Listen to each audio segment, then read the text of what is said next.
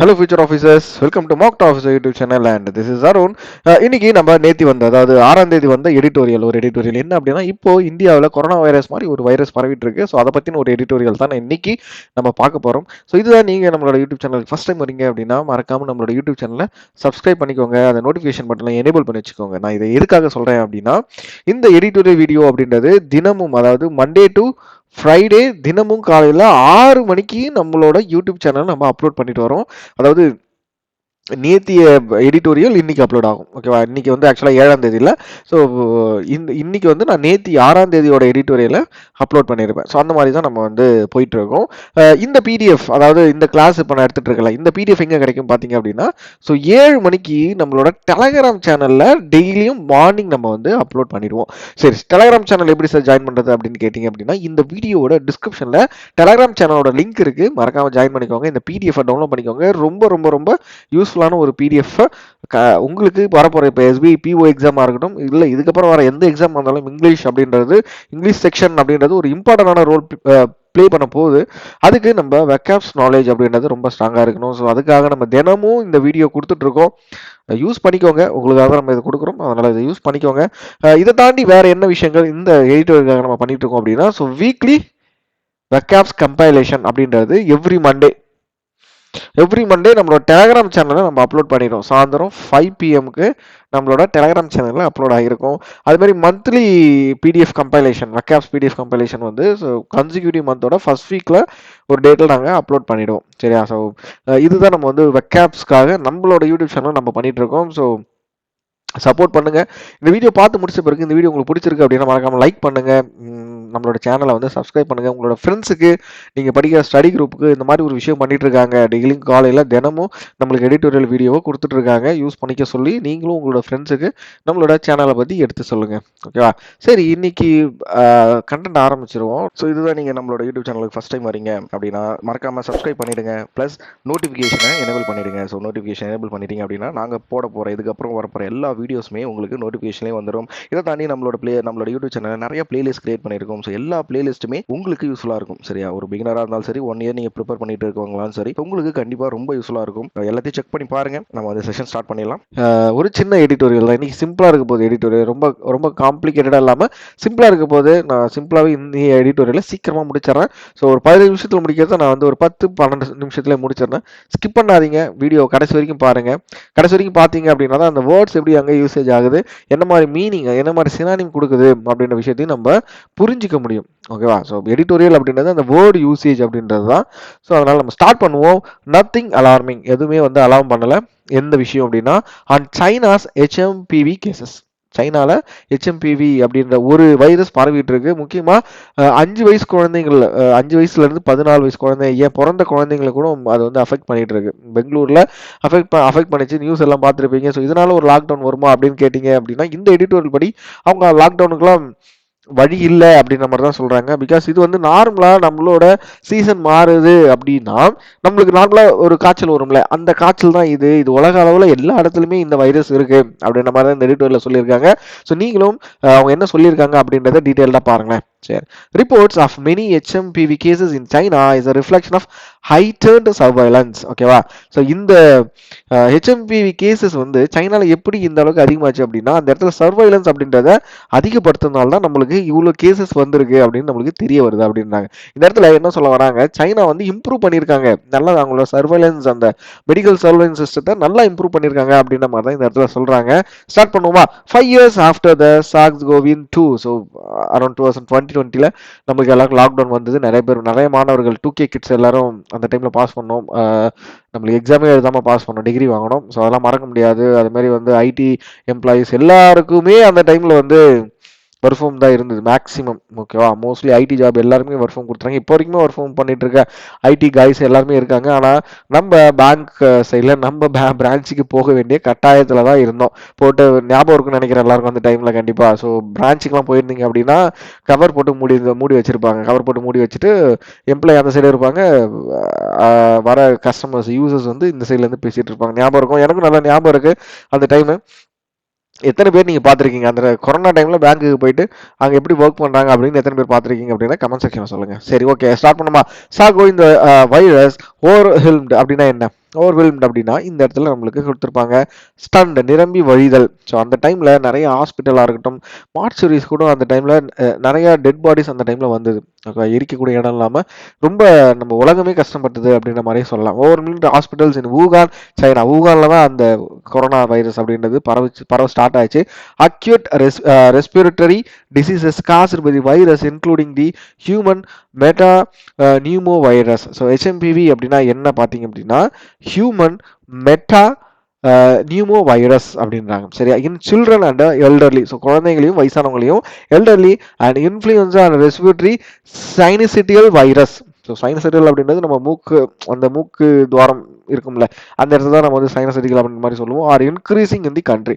சைனால இந்த disease HMPV disease அப்படின்றது குழந்தைகள்கிட்டையும் வயசானவங்கள்கிட்டையும் அதிகமாக பரவிட்டு இருக்கு. Especially in its northern provinces. சைனாவோட வடக்கு எல்லையில தான் இது அதிகமாக பரவிட்டு இருக்கு. However, the sharp rise in the acute respiratory disease. So அது வந்து என்ன டிசீஸ் சொல்றாங்க அப்படின்னா acute respiratory disease. இதே தான் கொரோனாவும் சொல்லியிருப்பாங்க. Disease is not unusual during this time of the year.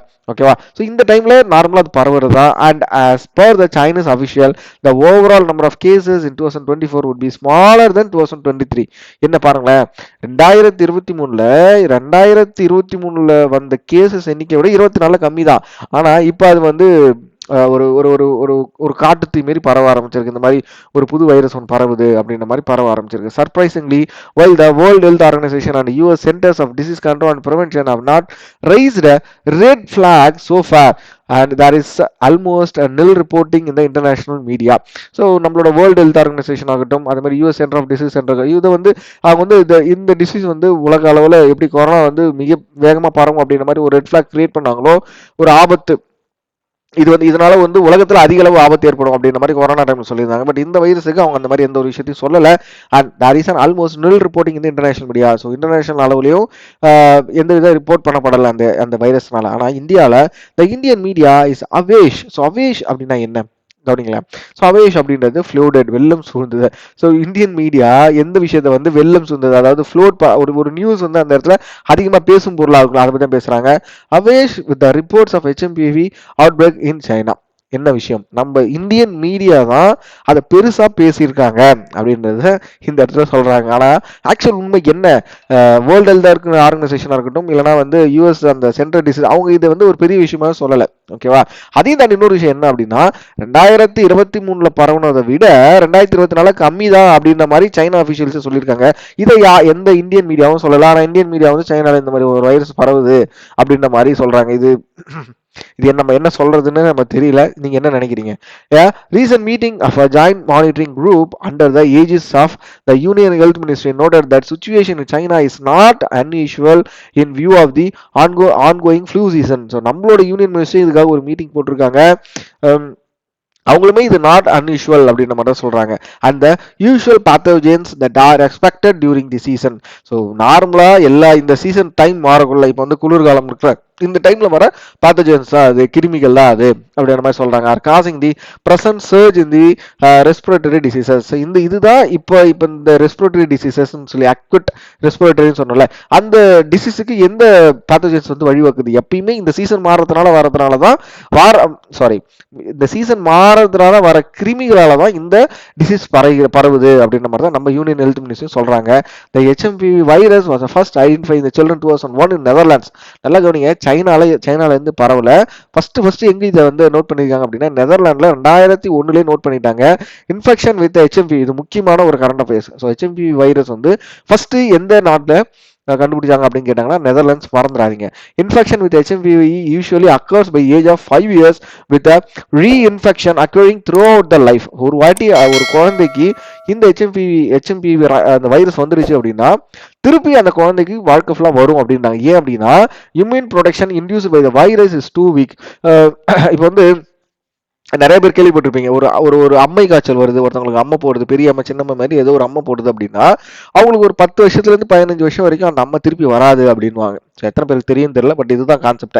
வராது அப்படின்வாங்க. ஏன் அப்படின்னா நம்ம உடம்புல வர வைரஸ் என்ன பண்ணும், அந்த நோய்க்கு எதிர்ப்பு சக்தியை நம்ம உடம்புல உருவாக்கிட்டு போயிடும். ஓகேவா? ஆனா இந்த HMPV வைரஸால பாதிக்கப்பட்ட ஒரு குழந்தை அது வாழ்நாள் ஃபுல்லா அந்த ஒரு ஒரு வைரஸால பாதிக்கப்படும் அப்படின்ற மாதிரி சொல்றாங்க. ஏன் அப்படின்னா இந்த வைரஸ்னால நம்மளோட உடம்புல ஏற்படுற அந்த இம்யூன் ப்ரொடெக்ஷன் அப்படின்றது ரொம்ப கம்மியா இருக்கும். அதனால நமக்கு திருப்பி திருப்பி ரிப்பீட்டடா இன்ஃபெக்ஷன் ஆகிட்டே இருக்கும். அந்த முக்கியமா அந்த ரெஸ்பிரேட்டரி, ஓகேவா, நம்மள அந்த மூச்சுக்குழல்னு சொல்லுவாங்கல்ல, அது மாதிரி அந்த சைனஸ் இருக்கிறவங்க இதெல்லாமே, அந்த ஆஸ்துமா இதெல்லாமே அவங்க லைஃப் லாங் வரும் அப்படின்ற மாதிரி சொல்றாங்க. ஒரு சூப்பரான ஒரு ஸ்டேட்மெண்ட் இது, ஒரு தெளிவான ஒரு ஸ்டேட்மெண்ட் அப்படின்னே சொல்லலாம்.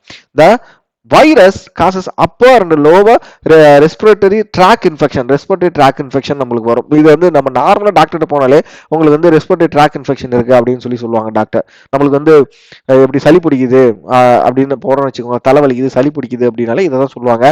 வித் இப்போ முக்கியமா இந்த HMPV வைரஸ் எந்த ஒரு ரெஸ்பிரேட்டரி வந்து அஃபெக்ட் பண்ணுது அப்படின்னா லோவர் ரெஸ்பிரேட்டரி டிசீஸ் அப்படின்ற மாதிரி சொல்றாங்க. Tract infection being among the most common. ஓகேவா? Next, while the virus often causes only mild disease. ஓகேவா? இந்த வைரஸ்னால நம்மளுக்கு வந்து ரொம்ப மைல்டான டிசீஸா வரும். it can lead to severe illness requiring hospitalization in children and immunocompromised populations and the elderly. So முக்கியமா இந்த டிசீஸ் வந்து யாரை வந்து ஹாஸ்பிட்டலைஸ் பண்ண வைக்கும் அப்படின்னா குழந்தைகளையும் வயசானவங்களையும் தான் பண்ண வைக்கும் அப்படின்ற மாதிரி சொல்றாங்க. ஸோ நம்ம வீட்டில் குழந்தைகள் இருக்காங்க, ஒரு 14 வயசுக்கு குழந்தைகள் இருக்காங்க அப்படின்னா நம்ம அவங்கள சேஃபா பார்த்துக்கணும். இந்த டைம்ல கண்டிப்பா சேஃபா பார்த்துக்கணும். சரி சார், நீங்க தான் அது ஒன்றும் பெரிய டிசீஸ் இல்லைன்னு சொல்றீங்களா அப்படின்னு சொல்றாங்களே. அடுத்த இதுல சொல்றாங்க, அடுத்த பேராகிராஃப்ல இந்த டிசீஸ்னால இது வரைக்கும் என்னென்ன ஆயிருக்கு அப்படின்றத இப்போ அடுத்த பேராகிராஃப் சொல்ல போறாங்க. கவுனிங்க. ஸோ இதை வச்சுதான் நான் இதை படிச்சுட்டு தான் நான் உங்ககிட்ட முன்னாடியே சொல்றேன். நம்ம வீட்டில் குழந்தைகள் இருக்காங்க அப்படின்னா பத்திரமா பார்த்துக்கணும், நம்ம தான் பத்திரமா பார்த்துக்கணும். என்ன இருக்கு அப்படின்னு சொல்லி கவனிங்களேன். globally 3% to 10% of hospital admissions and 1% of acute lower respiratory infection related deaths in children under age 5 in 2018 are attributed to HMPV as per the 2021 paper. So 2021 news paper படி, அந்த 2021 பேப்பர் படி என்ன சொல்ல வராங்க அப்படின்னா 2018 டெத்தான குழந்தைங்கள 1% இந்த HMPV வைரஸ்னால அஃபெக்ட் ஆனவங்க அப்படின்றாங்க. நோட் பண்ணிக்கோங்க, 1% அப்படின்றாங்க.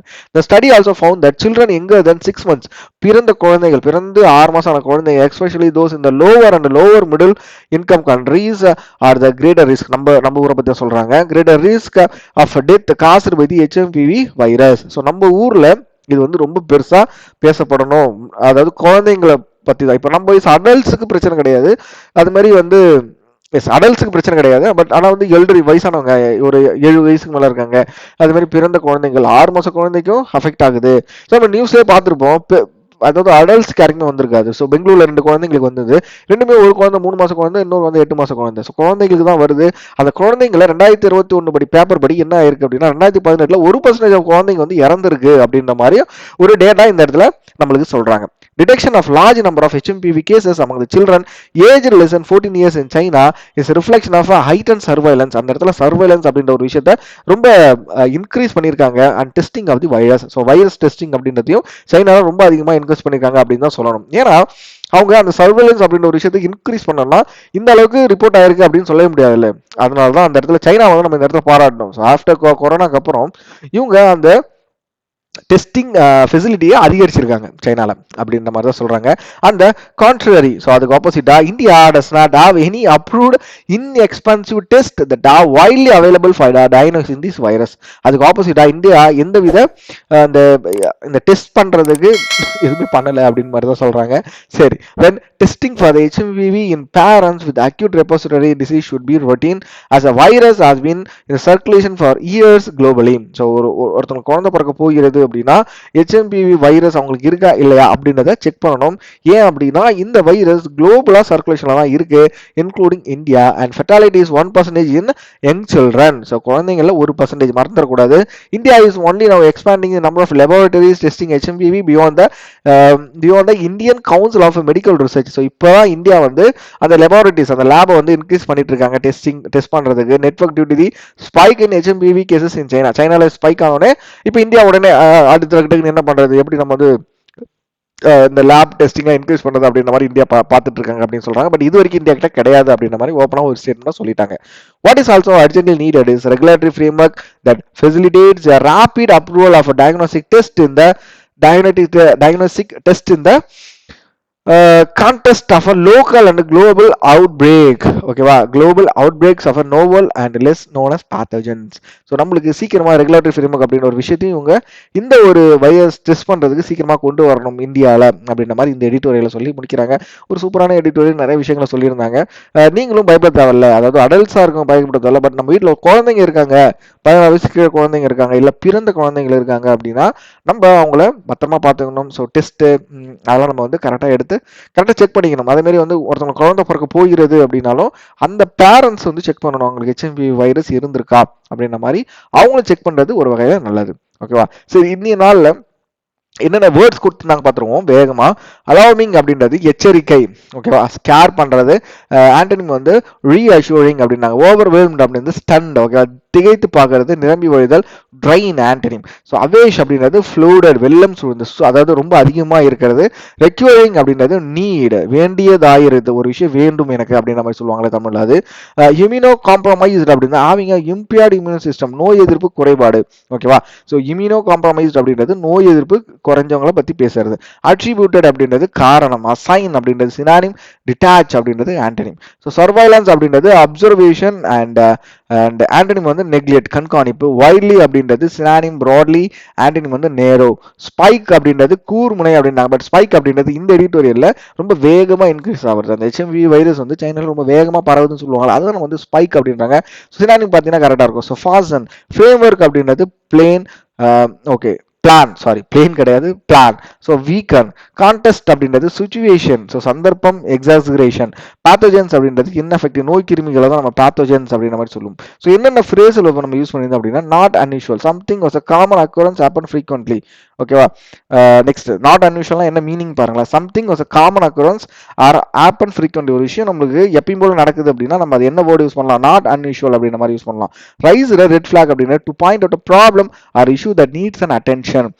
Under the aegis of something is protected or sponsored by a person or organization. Lead to அப்படின்றது to cause something to happen or exit. On the contrary, used to show that you think or feel the opposite of what just been stated. அவ்வளோதான்ப்பா இன்னிய நாளோட words என்னென்ன சொல்லியிருக்காங்க அப்படின்றது நம்ம பார்த்தாச்சு. இன்னிய நாளோட explanation நான் உங்களுக்கு எடிட்டோரியல் எக்ஸ்பிளைன் பண்ண விதம் உங்களுக்கு பிடிச்சிருக்கு அப்படின்னா இந்த வீடியோக்கு மறக்காம லைக் பண்ணுங்க, உங்களோட ஃப்ரெண்ட்ஸுக்கு ஷேர் பண்ணுங்க. ஸோ இன்னும் சப்ஸ்கிரைப் பண்ணாமல் இருக்கீங்க அப்படின்னா மறக்காம நம்மளோட வீடியோவை சப்ஸ்கிரைப் பண்ணிடுங்க. ஸோ நாளைக்கு இதை மாதிரி அதாவது 7ஆம் தேதியோட எடிட்டோரியலோட நான் வரேன். ஸோ அது வரைக்கும் thank you all, bye, have a great day.